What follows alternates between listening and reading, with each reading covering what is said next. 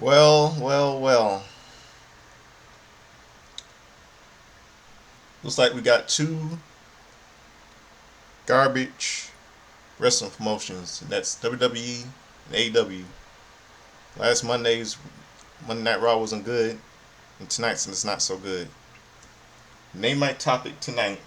I'm Godfather Soul Justin Lewis Fleming. Name my topic tonight. It's called Nonsense and Nasty in New Orleans. That's not my topic tonight. Nonsense and nasty in New Orleans. That's it. That's my topic tonight. Nonsense and nasty in New Orleans. So I'm gonna get it all started. My little rant. Before I do, I'm gonna open the show a little bit of music. I'm gonna open up the show with this number one hit single from 1985 called "We Are the World" by USA for Africa, which stars a line of various artists like Michael Jackson, Lionel Richie, Cyndi Lauper. Um, the list goes on and on. Ray Charles, everyone. One of the best charity songs of the 80s. So stick around, be right back. We'll play the music, and I'll be right back.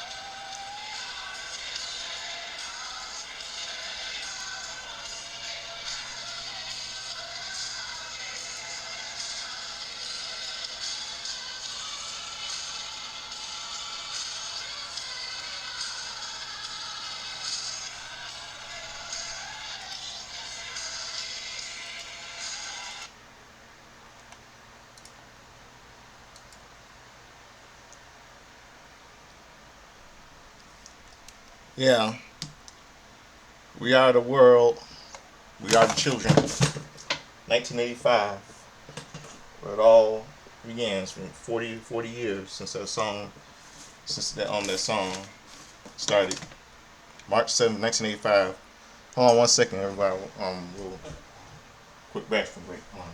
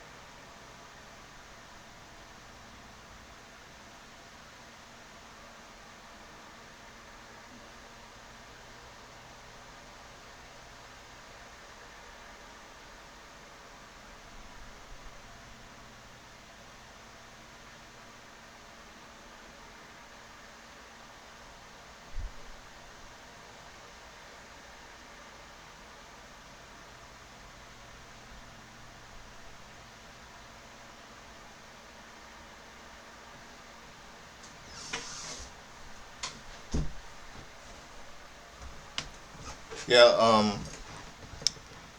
that was one of the best songs of all time. Little We Are the World. Little charity song. The best part in the song was was late Michael Jackson when he said in the song like this. When you're down and out, it seems no better. It's my favorite part in the song. My favorite part. So let's get started with tonight's show. And by the way, I got some second news for all of you. Today we lost one of the best football players and NFL legend, Steve Michael, passed away at 67. Remember, he was the one. He was at part of WrestleMania 11 in support of Lawrence Taylor facing off against Bam Bam Bigelow with other NFL players and legends. And he was a commentator for WCW Nitro, and with back then he'll be missed dearly. And I know Eric Bischoff must be in the very loss right now of the passing of of Steve Michael. I know he's in um very very shocking. I know that Tony Schiavone must be very shocked by his passing. And he'll be missed dearly. He was in hospice care, and he'll be missed dearly. And I know Lawrence Taylor must be very shocked right now because about his passing because he helped him beat Bam Bam Bigelow at WrestleMania 11, which is 30 years ago. And his death really shocking me. He was 30. It was been 30 years since WrestleMania 11, and bam, he passes away. Very shocking. Thoughts and prayers go out to his family. Rest in peace, Steve Mongo McGeico. Rest in peace, Mr. Mongo. I mean, thank you.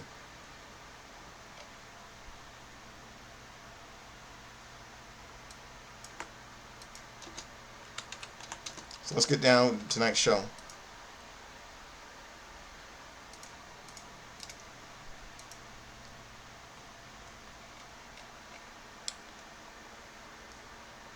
Now remember what he says. Remember what all right, as I mentioned, Steve Mongo did a little tribute opening the show. Never mind that mess. Here comes Mongo. Rest in peace to him. That's what it says in opening the show. We open the show at ringside as Tony Giovanni welcomes Master P to the ring. Wow, what in the world is Master P doing? Wow, Master P, what is this? WCW Nitro again? Yeah, Tony Schiavone welcomes Master P to the ring. The founder of the Lone Limit brand comes to the ring. We find out part of his purpose here tonight as he introduces the new AEW Trios champions in the Ops. Make them say, oops. New chants make their way to the ring to a big pop before Samoa Joe repeats the old Master P catchphrase. He talks about being no better place to celebrate than here in New Orleans. But the celebration is cut short by Moxley's music playing. The quick leading the quick arrival to the Death Riders. They just about clear the ring, leaving Mox with Joe as the AEW World Champion lays into the man who made him submit. Mox bucks away and finds himself standing toe to toe with Master P, but not for long. As Joe gets back on his feet to lock Mox in the Queen Clutch, other than Death Riders are still fighting at ringside. As Master P says, "They all want the smoke." What are they? Wow! Now he's this sound like what this that tag team name from WWE the Street Profits. Yeah, the Street Profits. Now they sound like the Street Profits when they said we want the smoke. The Street Profits.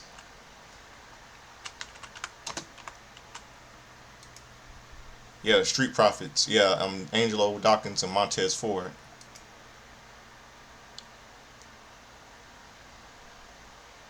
Yeah, we don't smoke before telling Joe to put Mox to sleep. This brought to a halt as the Young Bucks and Kazuki Okada run into the ring with chairs, stopping Joe from helping Mox up. The world champion looks at the Bucks before the Shafir brings him out of the ring, not a moment too soon. As Swerve Strickland comes out to ringside, this forces the Bucks and Okada to take their leave before being confronted by Kenny Omega, forcing the trio to retreat through the crowd as the Ops Omega and Strickland grabs microphone, giving some props to Omega before turning his attention to Jon Moxley to lay down a challenge for the AEW World Championship. The Ops take their leave from the ring as we cut backstage. Renee congratulates Nick Wayne on running the Ring of Honor World Television TV Championship. Christian Cage insists the congrats should go to him as he takes the belt from his progeny. He starts to run Wayne down until Nick talks about what happens when you stick to the plan before rocking off as we cut away.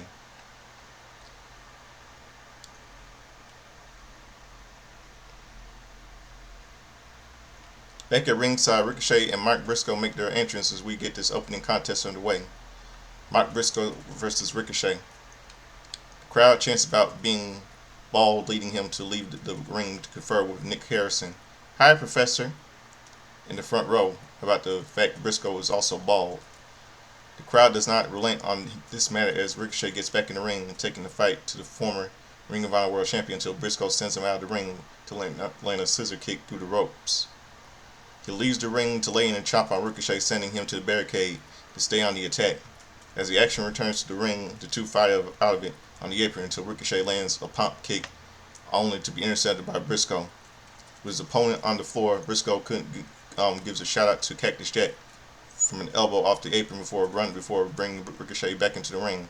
Ricochet starts to fight back from this, but is cut off with a chop from Mark, who sends him to the corner only for Ricochet to use the ref as a human shield, distracting Briscoe enough to send him to the turnbuckle. He then forces Briscoe out of the ring, sending him over to the floor as we head to a full ad break on Max. Back from the break, Ricochet has brought Briscoe back into the ring for a near fall before Mark Briscoe fights to his feet, sending Ricochet to the corner, Ricochet starts to fight back, but is met with several palm strikes to the head by Briscoe, who sends him to the canals for a near fall. This leads to both men trading pin attempts until Ricochet hits a Northern Light suplex followed by a brainbuster to close for a 2 count. Ricochet gets to his feet, mocking Briscoe until the latter responds with a slap. Ricochet heads to the top ropes for a springboard, but this counted for a near fall until former Ring of Honor World Champion. Ricochet counters with a Jay Driller attempt with but takes a Death Valley driver instead, with Marks landing a running kick before going to the top for a froggy ball. Ricochet rolls out of the way, forcing his opponent to the corner, where he lands on a kick, sending Briscoe to the canvas. Ricochet lands on a springboard 450 splash to cover, but Briscoe kicks out. Ricochet heads to the corner, but it is soon intercepted by Mark. The two fighting it out until Briscoe sends him out of the ring for a dive, he brings him back for a lariat for the cover. But now Ricochet, who kicks out and sends Briscoe to the corner to block a J Driller. He takes Marks to the mat with a double leg takedown, putting his feet up to the ropes for leverage.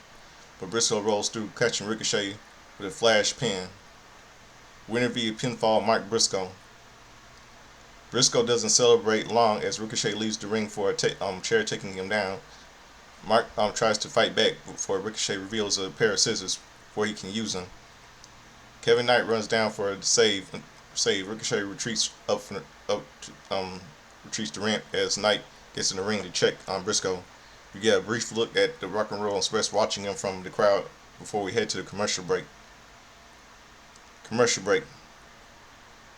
Back at ringside, Tony Schiavone begins to welcome the FTR to the ring, but he is interrupted by Stokely Hathaway, who instead introduces the living legends as FTR come down to the ring alongside Big Track's Soup Stoke. The trio enter the ring as Stokely talks about what happened. He takes the time to run down the crimes committed by people in the AEW. Stoke promises he will have the suspension against FTR expunged from their parent record, and the fine reversed to them. Any questions for FTR will now go through their new agent, Stokely Hathaway.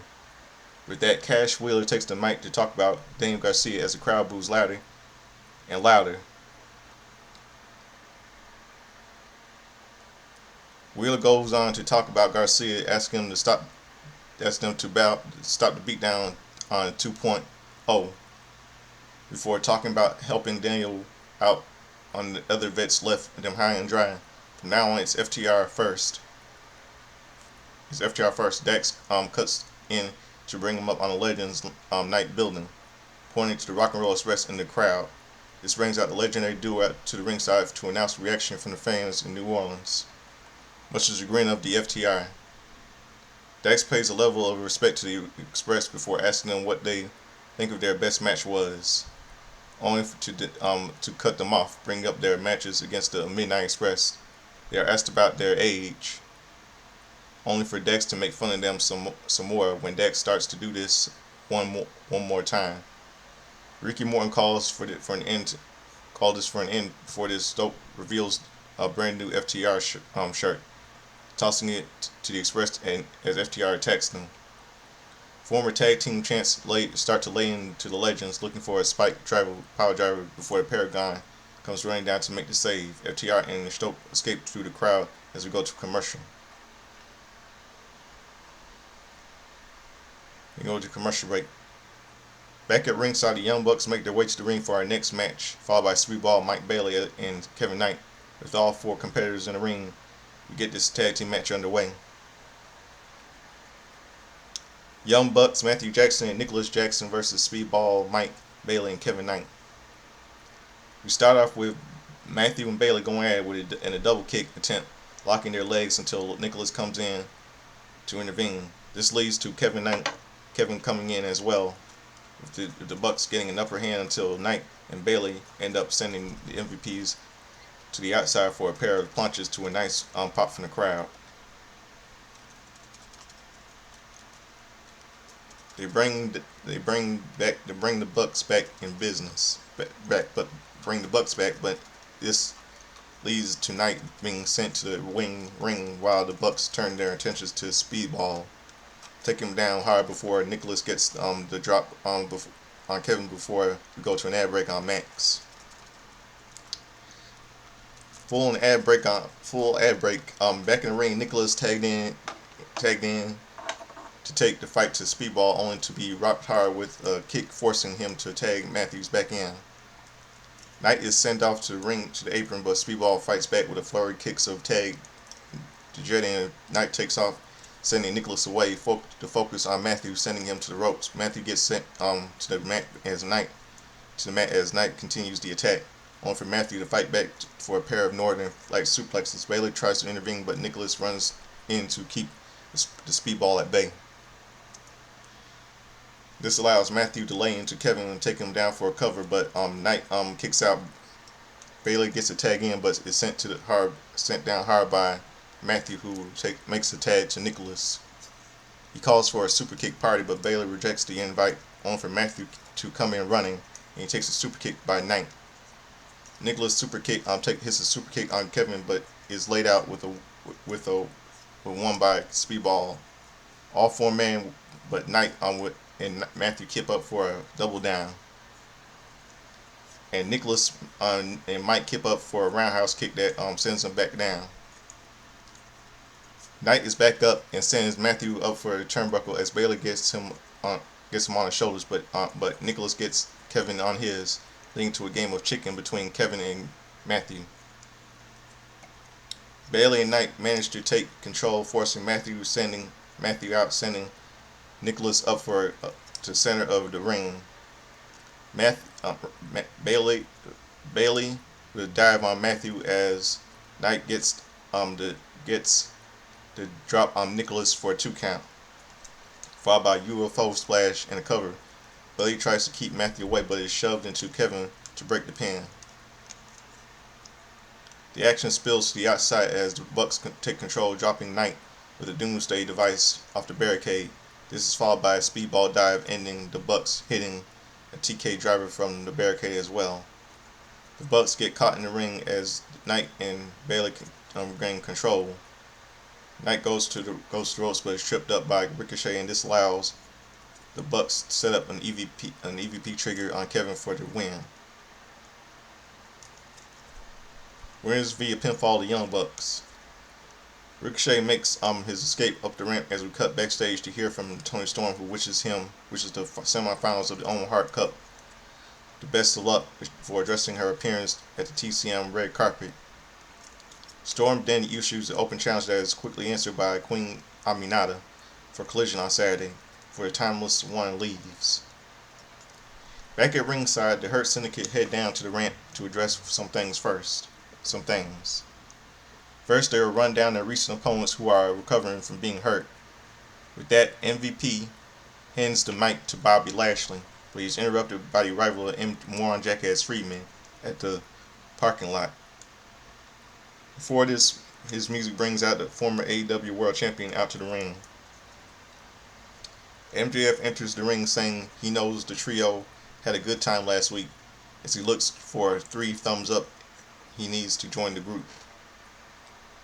MVP gives a thumbs up, followed by Shelton giving a thumbs up as well, to a big pop from the crowd. But Benjamin cuts him off, saying that got a thumbs up because of MVP. MJF should not forget that. MJF says he loves MVP and we love our good friend Bob. Before Lashley gives us his response, Warren Jackass Friedman stops him. He says he is in the syndicate. They are gonna get it all. Bob brings a lot of table, but there are things MJF can bring that Lashley cannot. He knows the company better than anyone. If he is in the group, they should just run AEW. They run professional wrestling. MJF realizes he's been prickly toward Lashley, and he offers him to tell him something he doesn't usually say. 2 simple words. He is so MJF can't bring himself to say it first, but before the crowd urges him to say it, Bob, I'm sorry. This gets a pop from the crowd as Lashley starts to give his response again. Warren Jackass Friedman stops him again, revealing that if he gives a thumbs up, the car he drove to the arena tonight is all his. Bobby smiles at the thought of this, but he wants the keys. MJF says the keys are back, and they offer to take a walk to the parking lot. Commentary talks about what MJF is trying to offer the syndicate before we cut back to the parking lot. Warren Jackass Friedman and the Hurt Syndicate arrive at the car with Lashley wanting the keys from MJF. We take a closer look. Bobby gets in the driver's seat with Shelton joining him on the passenger side, and Lashley starts the car up before MJF says he needs just a thumbs up first. Lashley puts his hands out and gives Friedman a thumbs up down before driving off with Benjamin, much to the chagrin of MJF. Chagrin of Warren Jackass Friedman. MVP tells him to give people what they want, and Warren Jackass Friedman grits his teeth as we go to a commercial. Commercial break. Backstage, Hangman Adam Page addresses Kyle Fletcher ahead of their Owen Hart Cup match before MJF enters the scene to poke fun at him. Page has a go at Warren Jackass Friedman for losing their car moments ago before running him down, trying to get in with the Hurt Syndicate. Before Warren Jackass Friedman brings up 1-1 in singles competition. Next time they wrestle, Warren Jackass Friedman will take the biscuit out and put him down. He suggests that Page they make it to the finals of the Owen Hart of Owen, but he will choke, walking off as Page says he got something Warren Jackass Friedman can choke on before he too takes his leave. We head to the ringside as Will Ospreay and Brody King make their way to the ring for our next match. Big pop for both men before Kanazuki Takeshita and Josh Alexander arrived alongside Don Callis and Lance Archer before we get underway. Here we go. Will Ospreay and Brody King versus Kanazuki Takeshita and Josh Alexander. We start off with Ospreay and Takeshita, only for Alexander to blindside Ospreay as Takeshita sends Brody off the apron. This allows the Alpha to get an upper hand on Ospreay before tagging Josh in, with Alexander donning a standing moonsault to grab the ankle lock on the aerial assassin. Will fights out as the crowd chants for him, with Ospreay sending Alexander to the corner for a tag in. They double team Alexander before King takes him to the corner, driving his boot to the throat of a walking weapon before Ospreay tags himself to stay on the attack. He heads to the ropes but is tripped up by Takeshita, allowing Alexander to hit a cross-running body that sends Ospreay through the ropes into the floor as we go to an ad break on Max.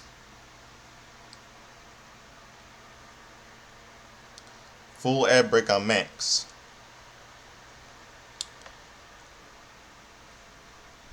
Back from the break, it's all on Ospreay and Alexander, with the latter forcing Will to the corner for a back tag by Takeshita, only for Ospreay to fight back, taking both men down for a tag to Brody King. He charges at Josh and to Kanazuki slamming Alexander down hard for the Alpha fights back to hit the ropes, only to run a lariat by King.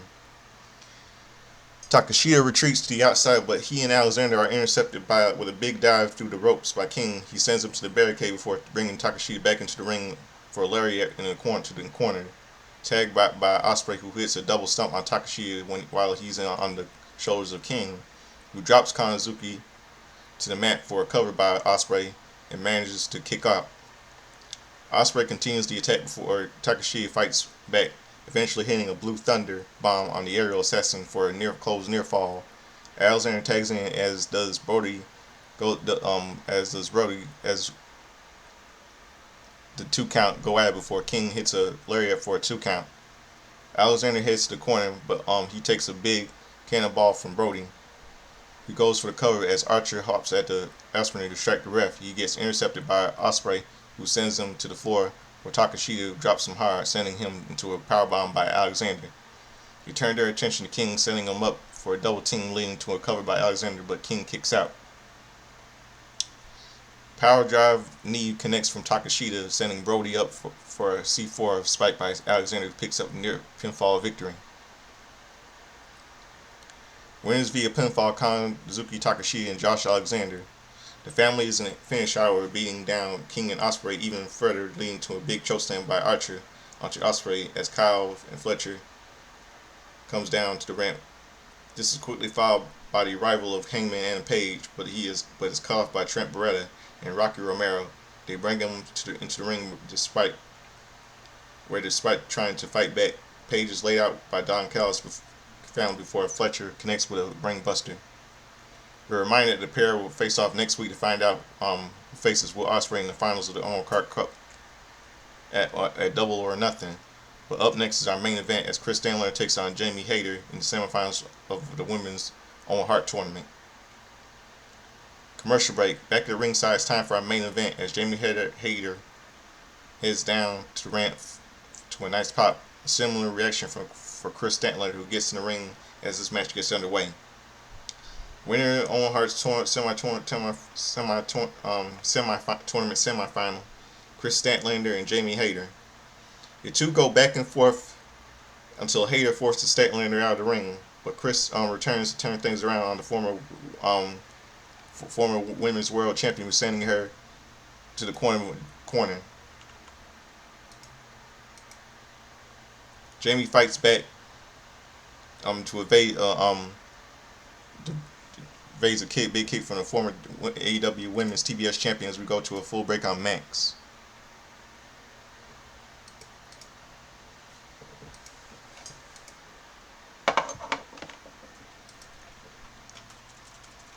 Full ad break on Max.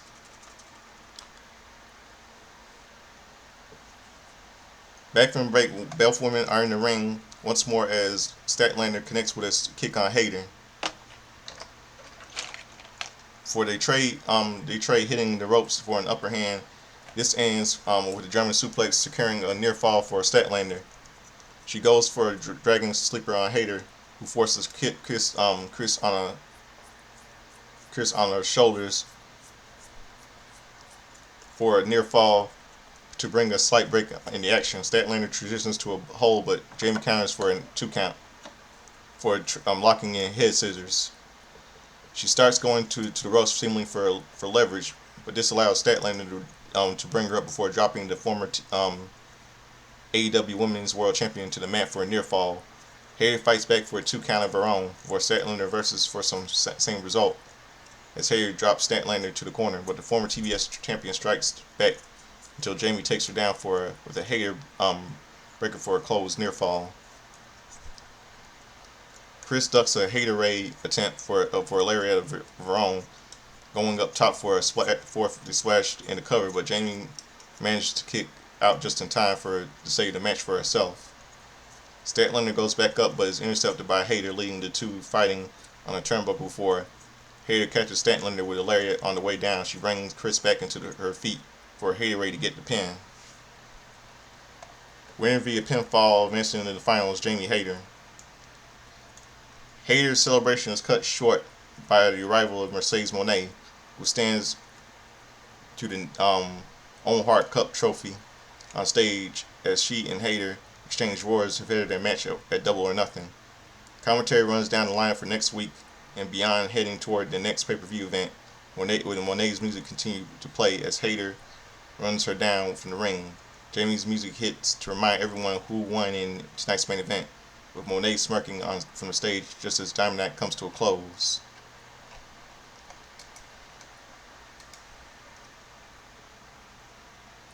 Bullshit, completely bullshit.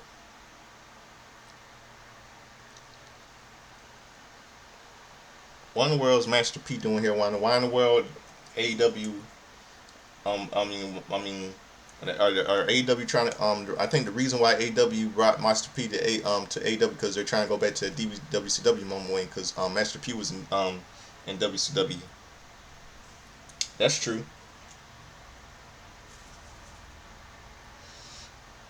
It's unbelievable.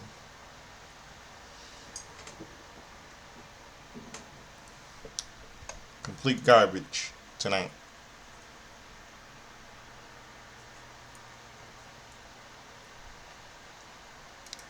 WWE is garbage. AEW is garbage.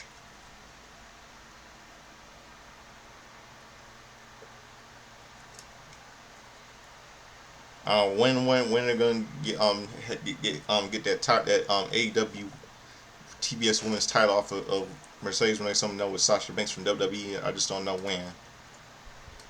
It's just garbage. I know. I mean, oh boy,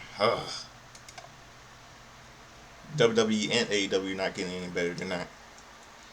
So that's my review for tonight's AEW. Now it's time for something I like to do. All you know what it's time for.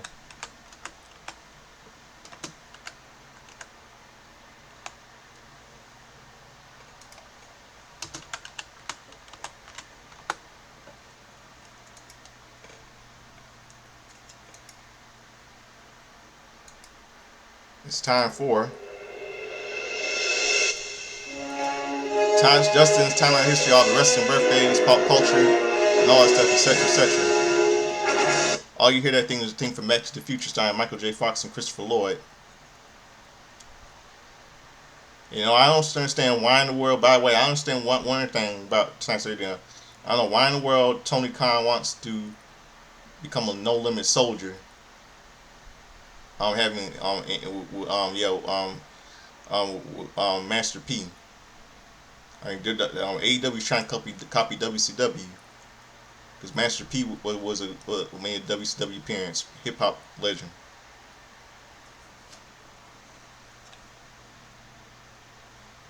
Let's go to the pop wrestling history, wrestling and birthdays. Oh, yesterday's Earth Day, April the 22nd. Let's go to yesterday's.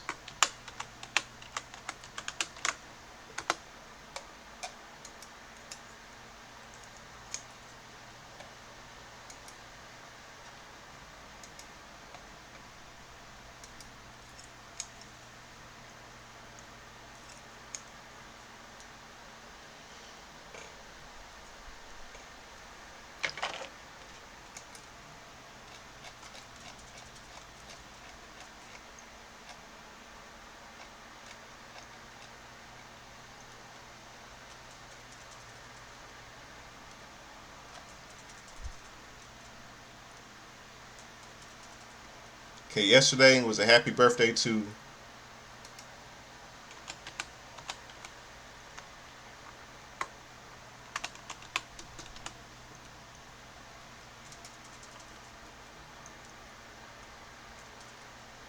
yesterday was a happy 56 hold on a second.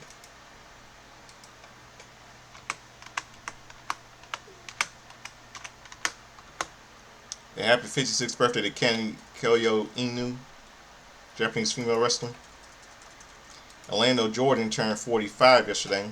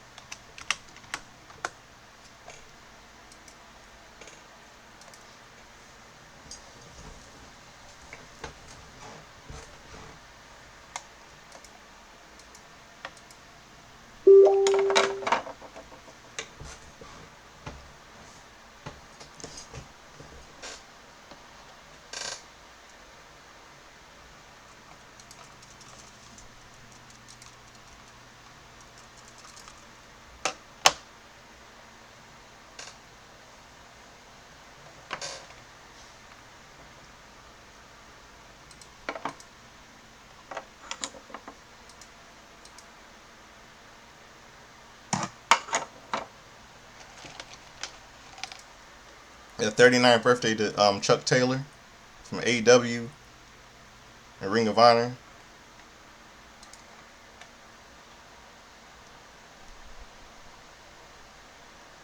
And now let's go to yesterday's wrestling history. Yesterday's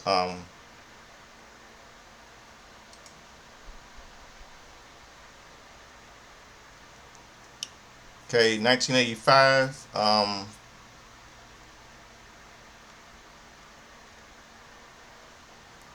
Yeah, 1985. Okay.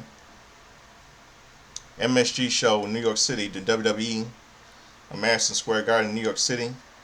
King Kong Bundy defeated Sway Hansen. The British Bulldogs, Davey Boy Smith,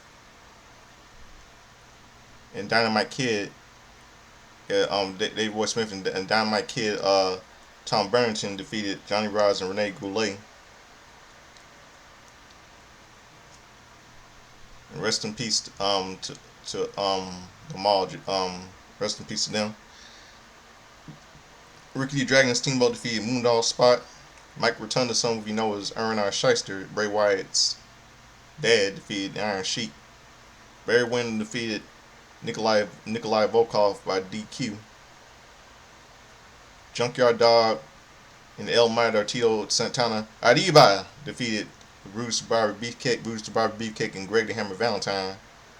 And Tatsumi Fujinami defeated Matt Bourne, some of you know as Matt Doink the Clown, God rest his soul. The Crow defeated Barry O. And the Magnificent Don Morocco defeated Hulk Hogan by countout, but the title does not. The WWE title does not change hands.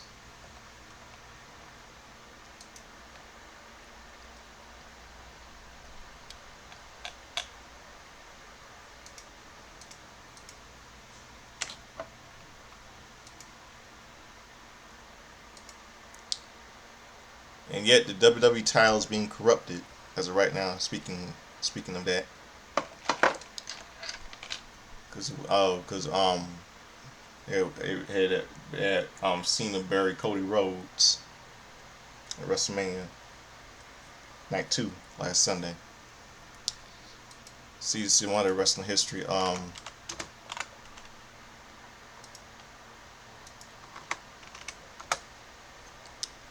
Yeah, on Primetime Wrestling, same day as May 22nd, 1985.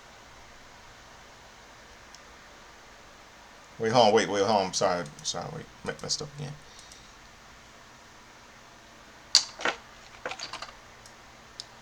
Okay, WCW Pro.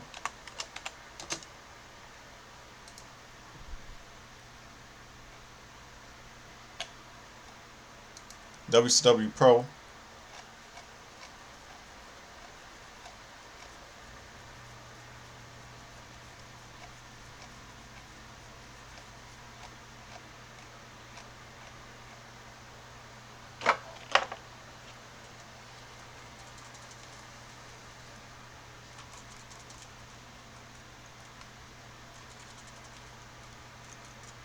On WCW Pro, Stars and Stripes, Tony Vincent, Tony Vincent, I think Stars and Stripes defeated Tony Vincent and Rob Starr. In Slamboree 95 Control Center, Sergeant Craig Pittman.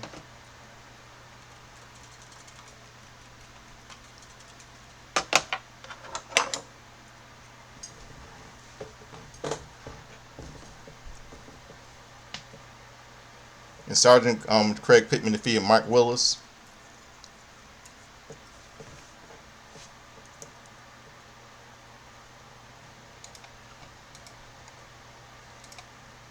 Eric Bischoff interviews Diamond Dallas Page and Diamond Doll. And I think Scott Armstrong defeated Bunkhouse Buck. In the future, Jimmy Hart is in WCW Melee Room Renegade Clips. And Al Rush Wright defeated Unknown Jobber. And Johnny B. Bad and Flying Brian Pillman defeated Harlem Heat. I think Harlem Heat. Who knows if Harlem Heat probably won that match? I don't know. And on WCW Pro and on WCW Worldwide,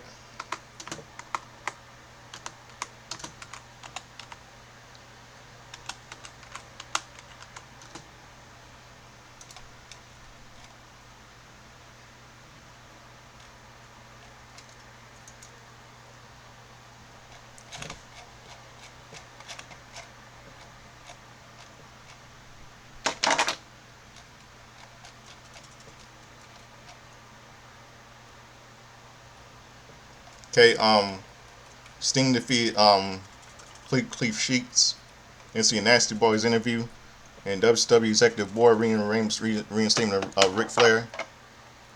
And Harlem Heat defeated Kip Abbey and Vern Henderson.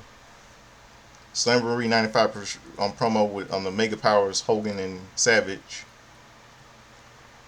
Craig Pittman defeated Walter Stove in Harlem Heat interview. Vader and Arn Anderson Ric Flair interview. And Kevin Sullivan the Butcher, think in the Butcher versus Sergeant Starks, I think that was like a DQ. I think Sergeant Starks won in the Butcher and Kevin Sullivan interview.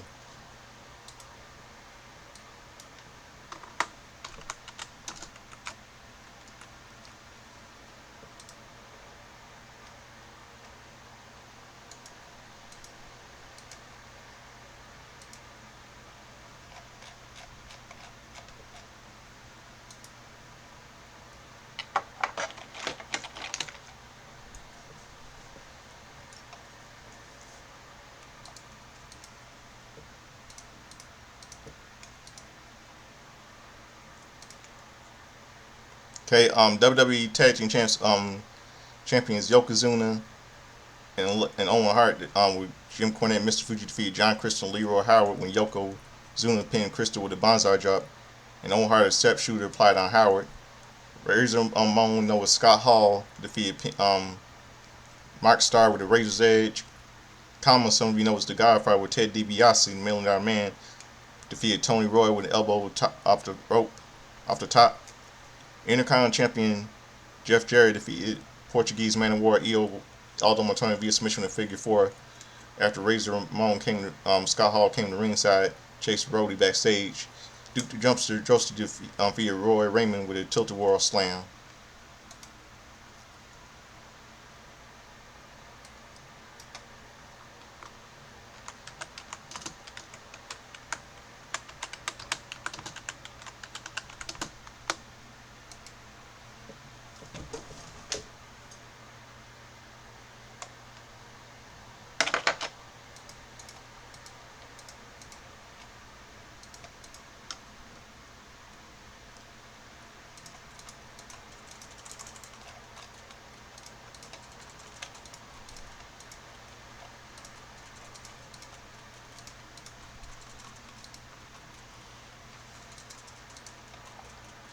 Okay, on WCW Saturday Night, made Earth Day 1995. Brian Pillman defeated Dino Casanova. Alex Wright defeated Chris Nelson. Marcus Alexander Bagwell defeated Frankie Lancaster. Ming defeated Mike Corey. And Paul Orner defeated Al Phillips. Brian Pillman defeated Bunkhouse Sports to advance in the WCW US Championship Tournament. Brad Armstrong and Tim Horner defeated Len Denton and Jim Rogers. Kevin Sullivan defeated Kip Abbey. Sergeant Craig Pittman defeated Ian Weston, and Sting defeated WCW TV champ Arn Anderson in the events to advance in the WCW US Championship Tournament.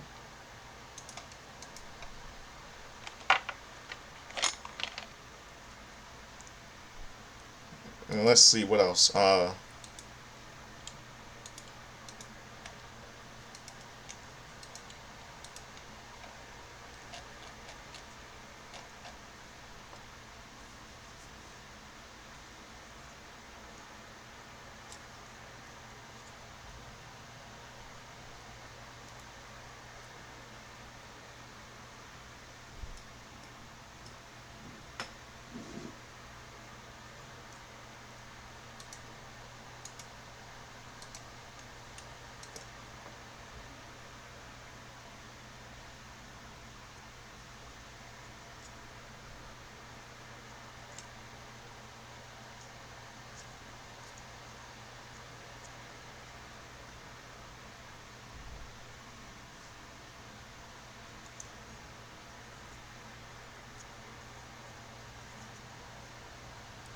Let's see. Well, I was trying to see what else. 2000. See, okay, 2005 on Impact Wrestling. It was hours before, just the night before TNA lockdown, 2005.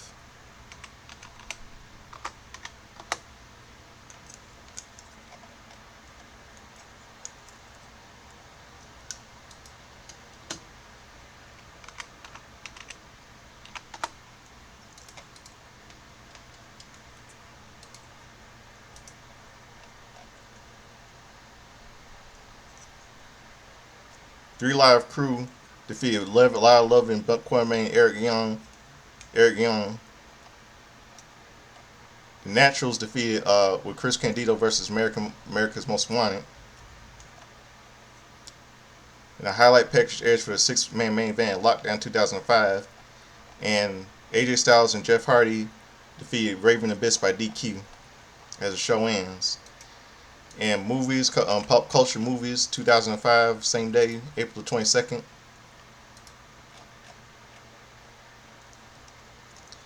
Okay, 4 movies released in theaters nationwide. The Interpreter starring Nicole Kidman and Sean Penn. King's Ransom. King's Ransom starring Anthony Anderson and Jay Moore. A Lot Like Love starring Ashton Kutcher. Romantic comedy starring Ashton Kutcher and Amanda Peet. And one of the funniest movies ever made, Kung Fu Hustle, was released, starring Stephen Chow. In 2015, on same day on NXT.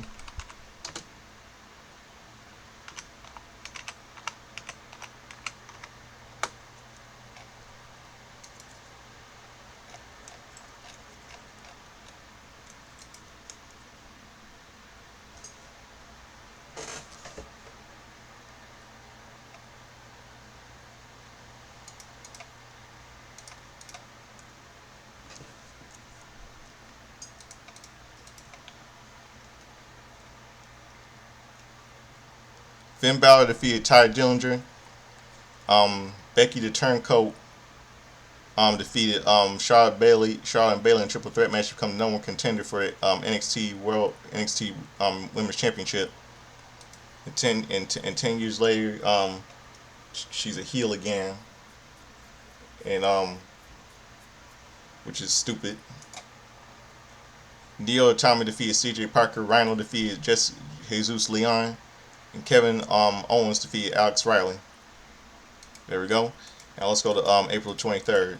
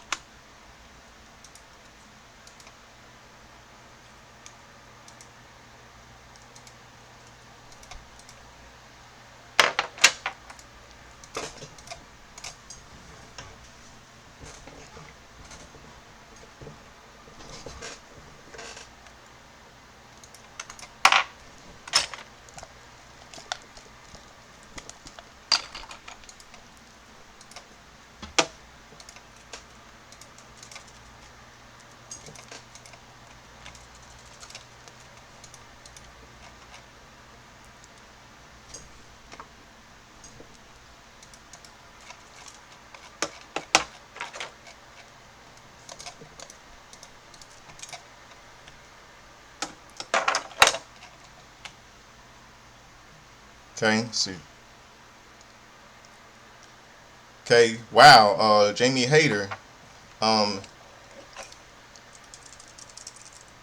she turns 30 today, and I just mentioned her in my review. I just mentioned her in my review.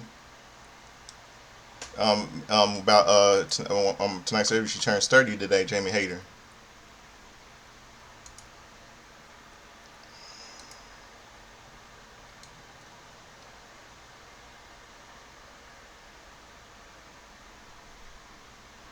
And she advanced in the finals on her 30th birthday today. Happy birthday to her. Yeah, wow, happy birthday to Jamie Hayter. She beat uh she qualified a tournament on to Chris Statlander.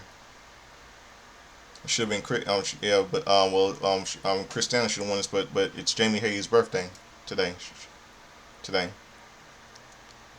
and Dr. Bitch Baker,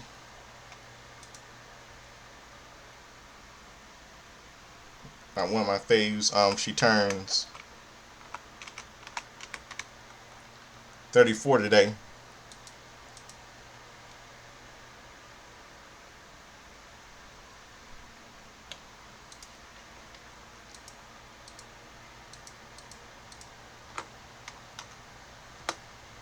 Okay, 60. Today would have been a happy fourth birthday to Terry Gordy.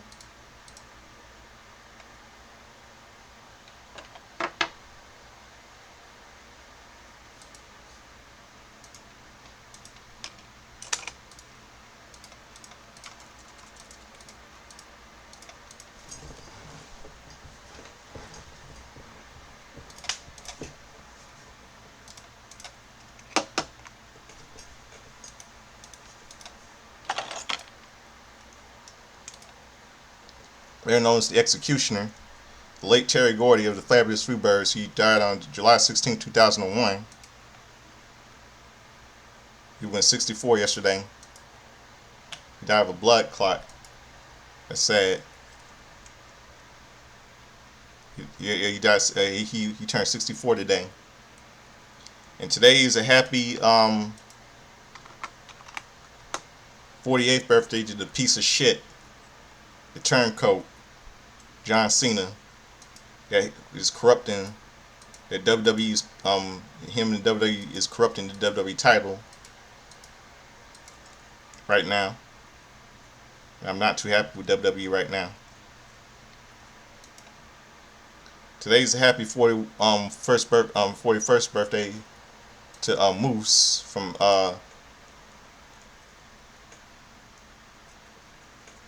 WWE and from TNA and Ring of Honor.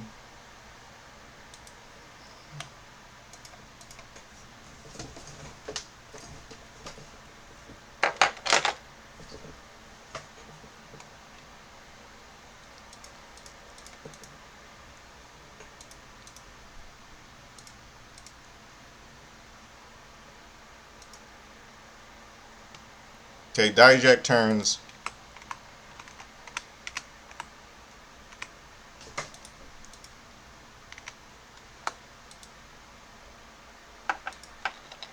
38 today. Dijak turns 38. Jesse Goddard turns 39 today. And culture. Today, 30 years ago today, we lost one of the best sports commentators in sports history, Howard Cosell. He died. He died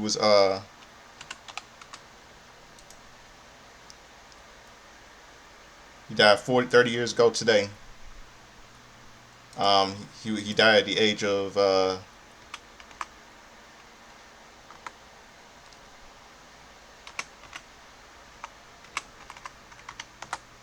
77.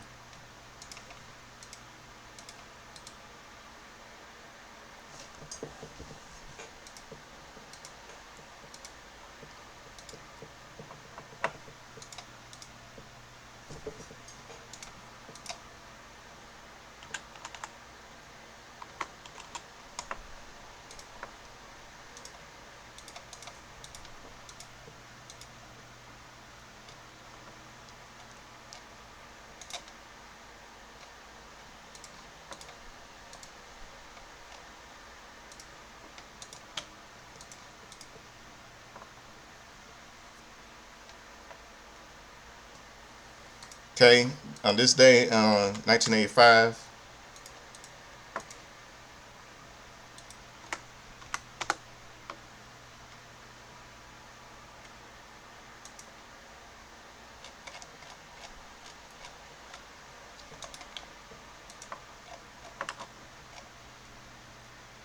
on WWE Primetime Wrestling on USA Network, René Duque defeated Nick DiCarlo with a claw hold. David San Martino defeated Moondog Rex. Intercontinental champion Greg Valentine defeated Special Delivery Jones. Nikolai Volkov defeated Ricky Johnson. Enzo Moscow defeated Iron Sheik. Davey Boy Smith and the Dynamite Kid defeated Ron Bass and Goldie Rogers. Little recaps, highlights of matches they showed. Hosted by I think it was Gorilla Monsoon, Jesse by Ventura, Randy Richter with Cyndi Lauper defeated WWE champion Lana Kai. Fabulous Moolet. That was from WrestleMania 31, first ever WrestleMania, March 31st, 1985, Madison Square Garden. And on this day in 1995, on WWF Wrestling Challenge,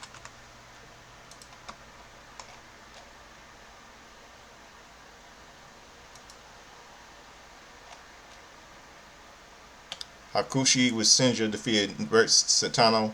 Bob Holly defeated Nick Barbary. Mantar defeated Buck Quartermain. Adam Bomb defeated Brooklyn Brawler. Jean Pierre Lafitte defeated Ben Jordan. Owen Hart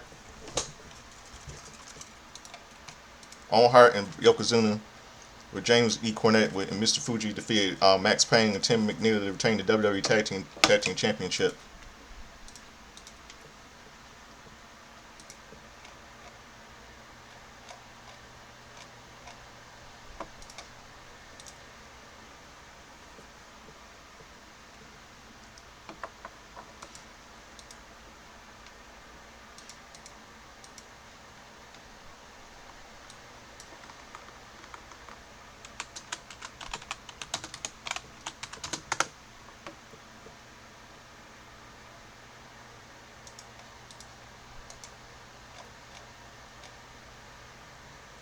Okay, on WWF WWE Action Zone USA Network, Dink and Pink defeated Cheesy and Sleazy. The Blue Twins and Eli Blue and Jacob Blue with Uncle Zabba Fire versus the Head Shrinkers, Captain Lubai, and it was a double DQ.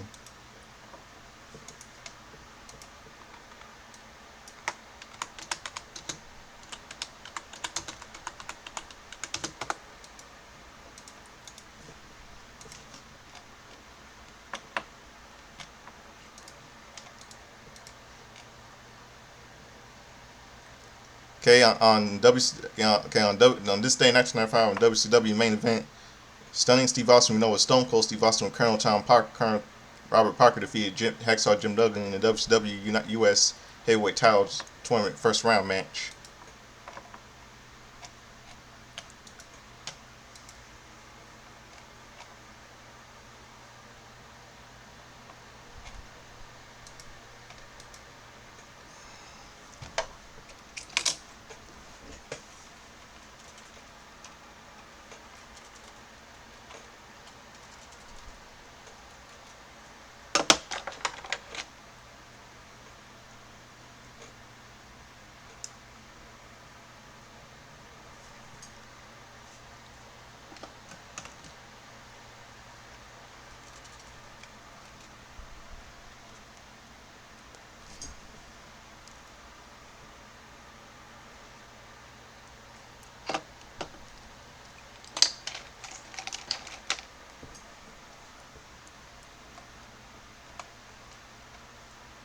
See what else.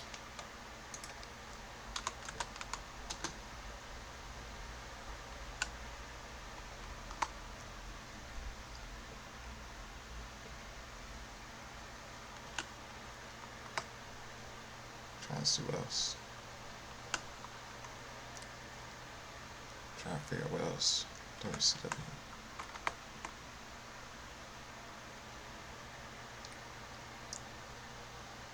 Trying to figure out what else. Trying to see what else. Okay, 2005 on WWE Velocity.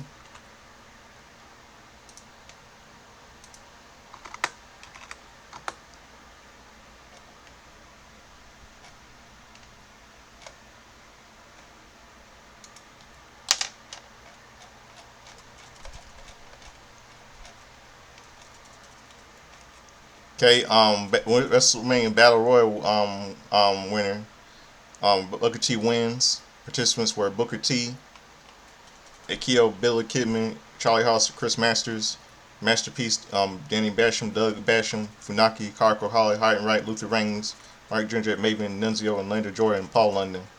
Rhino, Bob, Rob Conway, Rosie, Sky Too High, Simon D, Stinsky, Spike Dudley, Sylvian Grenier, and Tajiri and Hurricane, Tyson Connor, Val Venus, and Vistry and Regal.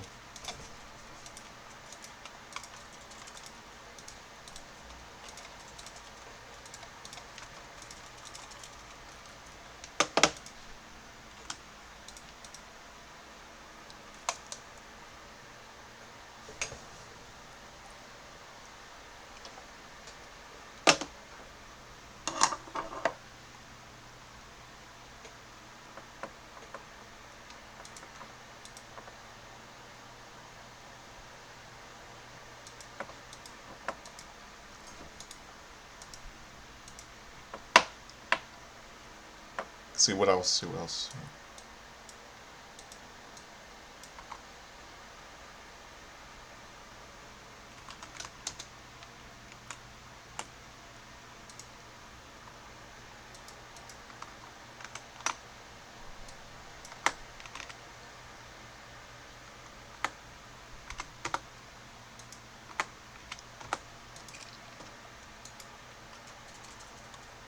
Okay, on SmackDown, just hours for Extreme Rules. Date night before Extreme Rules. Seth Rollins versus Kane ended in no contest. Neville and Dolph Ziggler defeated Bad News Barry and Sheamus. Naomi defeated Natalia. Ryback defeated Rusev with Lana by DQ. Kofi Kingston with Big E. Xavier Woods defeated Cesaro with Tyson Kidd. Roman Reigns and Dean Ambrose defeated Seth Rollins and Luke Harper with Jamie Noble and Joey Mercury.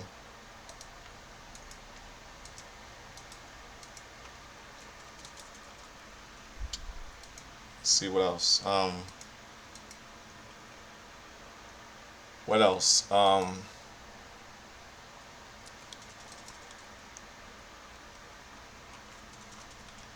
think that's it, man. I think I got that covered. And so that's it. I'm the Godfather Soldiers who's slimming. Hit like, and comment video. That's my review. I got all history and birthdays and pop culture covered. I'm a little trying to close out with something tonight. Now for I'm gonna close out something for all of you tonight. Before I say it's late chin. I'm the Godfather Soldier Slimming. It's a late chin here, so I say I should like dress up as Chubby Checker, sing like Leonard Richie, dance like James Brown. I miss Chad, by the way. Like to get in the hot tub, gonna be sweat, gonna be me dry, gonna be me wet. Referring to Eddie Murphy doing an impression of James Brown on Saturday Night Live back in the 80s. I never grew up in the 80s, I grew up in the 90s. I saw old school Saturday Night Live when I was little. On Comedy Central when I was little. My mom told me everything about the 80s. Now, close out something for all of you tonight. It's the clip from it's a little clip from the night after SummerSlam 2007, August 27, 2007 edition of Monday Night Raw, where Randy Orton punk kidded John Cena's father in the head, leading up to their feud at Unforgiven 2007. And Booker T and I believe on that same day,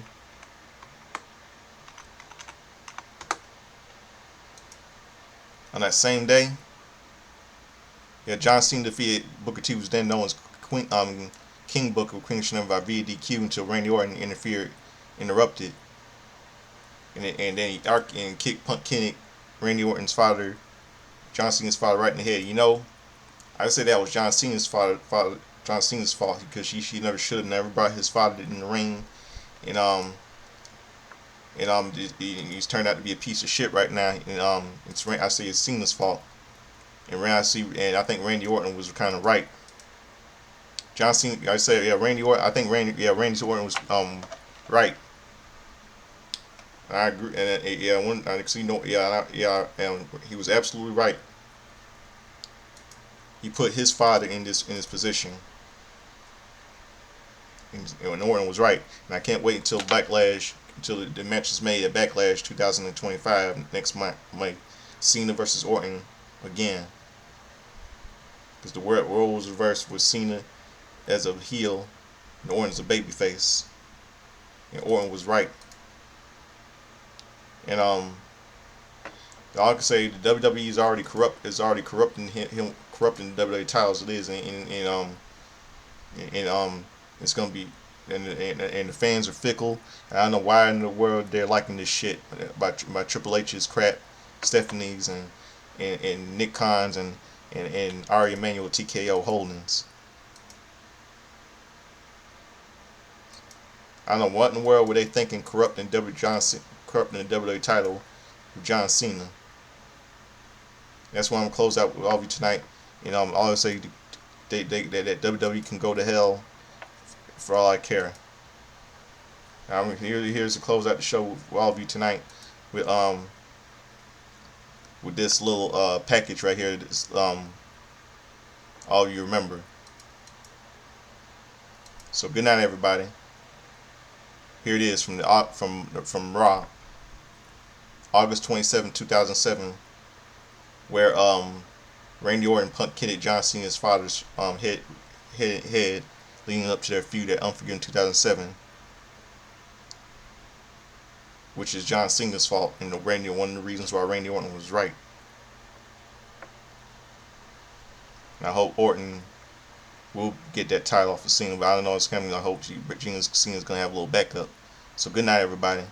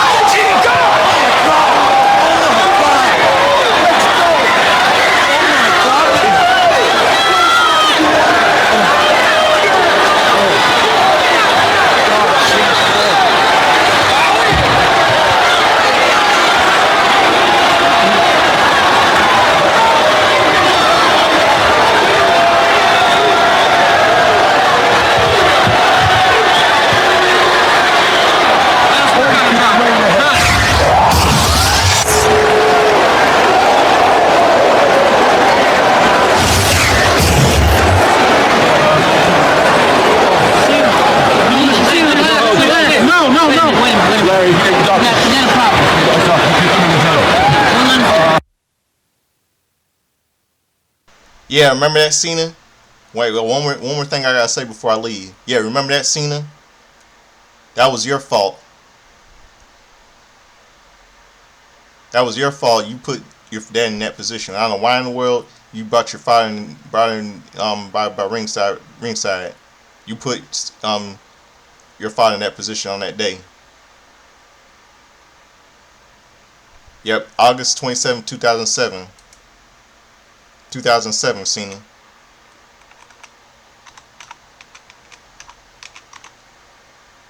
And 18 years later, right now, Orton's going to take that title from you at Backlash if that match is made next month. If that match is made. And that's all I got to say. By the way, I say right there. So, like I said before, good night, everybody. And Cena, happy birthday to you. And Orton's gonna come for you at Backlash next month. That match is made for that title. There'll be nothing compared to when he kicked your father in the head, leading up to your match at Unforgiven 2007. Happy birthday, Cena, and good night, you piece of shit.